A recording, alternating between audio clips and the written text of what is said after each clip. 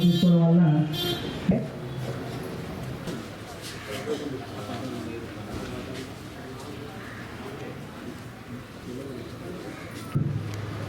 అందరికీ నమస్కారం అండి.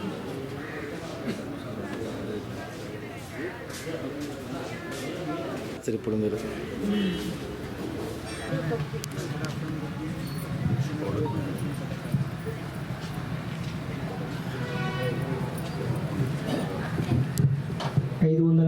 రూపాయలు అనేది మనం కట్టాలి.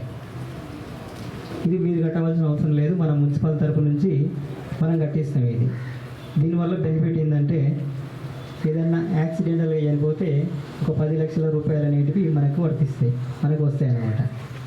ఇది ఇప్పటివరకు మనం కట్టలేదు కాబట్టి ఇది మన ఆఫీస్ నుంచి నేను కట్టిస్తాను. ఇది 549 రూపాయలు. ఇది సంవత్సరానికి ఒకసారి కట్టాలి, మన ఆఫీస్ నుంచి కట్టిస్తాం. చనిపోకుండా కానీ ఏమైనా శాశ్వత వైకల్యం అంటే కాలు చేతులు పోయినా కానీ ఏది పోయినా కానీ 10 లక్షలు వస్తాయి దీనికి. ఈ ఇన్సూరెన్స్కి మీరు కట్టాల్సిన అవసరం లేదు. ఇది ఒకటి. ప్రధానమంత్రి జీవన్ జ్యోతి బీమా యోజన అని ఒకటి స్కీమ్ ఉంది. దీనికి 436 రూపాయలు అనేది సంవత్సరానికి ఒకసారి మనం కట్టాలి. ఇది కట్టాలంటే మనం ఫస్ట్ ఏం చేయాలంటే పోస్ట్ ఆఫీస్లో అనేది ఒక అకౌంట్ తీసుకోవాలి. మనం పోస్ట్ ఆఫీస్లో ఒక 200 రూపాయలు పెడితే ఒక అకౌంట్ ఇస్తారు. ఆ పోస్ట్ ఆఫీస్ వాళ్ళకు మన ఆఫీస్కే పిలిపిస్తా. మీరు ఏం చేయాలంటే మెయిన్ ఒక ఆధార్ కార్డు, మీ నామినీ అంటే మీరు చనిపోయిన తర్వాత ఆ డబ్బులు ఎవరికి రావాలనేది ఆ నామినీ పేరు చెప్తే వీళ్ళు నామినీ తర్వాత మీ మొబైల్ నెంబరు ఈ 3 తెచ్చిస్తే మన ఆఫీస్ని ఇక్కడ చేపిస్తాం. ఆధార్ కార్డు ఒకటి, మీ నామినీ ఒకటి, మీ మొబైల్ నెంబర్ ఒకటి. పోస్ట్ ఆఫీస్ వాళ్ళు వస్తారు. ఇక్కడనే మాకు 3-4 రోజుల లోపల ఈ మొత్తం ఇక్కడనే మనం అకౌంట్లో తీపిద్దాం. కాకపోతే మీరు చేసేది ఏంటంటే ఒక 200 రూపీస్ తోటి అకౌంట్ తీసుకోవాలి. 200 రూపాయలతో అకౌంట్ తీసుకొని ఒక 436 రూపాయలు అందుట్లో మీరు బ్యాలెన్స్ ఉంచుకోవాలి.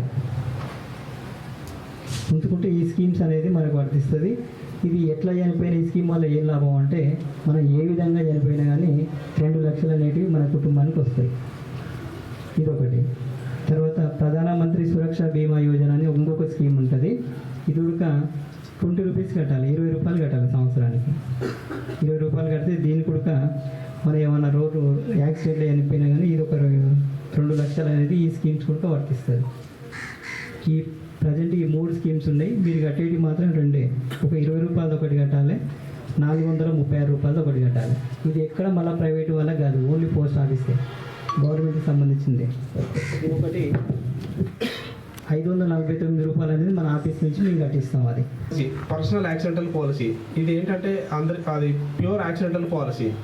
549 రూపాయలకు 10 లక్షల రూపాయల ఇన్సూరెన్స్ కవరేజ్. ఇదేంటంటే ఓన్లీ 10 లక్షల రూపాయలు చనిపోతనే కాకుండా ఏదైనా యాక్సిడెంటల్ వల్ల మనకు మంచానికే పరిమితమైన కూడా అంటే పర్మనెంట్ డిసబిలిటీ అయినా కూడా 10 లక్షల రూపాయలు వస్తాయి. ఒకవేళ ప్రమాదం జరిగి చనిపోయినా కూడా 10 లక్షల రూపాయలు వస్తాయి. ఇవి కాకుండా ఏదైనా యాక్సిడెంట్ జరిగి 2 కాళ్ళు 2 చేతులు పోవడం కానీ లేదా ఒక కాలు ఒక చేతి పోవడం కానీ ఇలా జరిగినప్పుడు మనకేంటంటే మనం పార్షియల్ డిసబిలిటీ కింద తీసుకొని డాక్టర్ సర్టిఫైడ్ చేసిన దాన్ని బట్టి వాళ్ళకు ఒక 40% 50% డిసబిలిటీ సర్టిఫికేట్ ఇస్తే ఒకవేళ 50% అనుకోండి వాళ్ళకి 5 లక్షల రూపాయలు ఇవ్వడం జరుగుతుంది. లేదు వాళ్ళు పర్మనెంట్ డిసబిలిటీ అంటే వాళ్ళు 10 లక్షల రూపాయలు మొత్తం ఇవ్వడం జరుగుతుంది.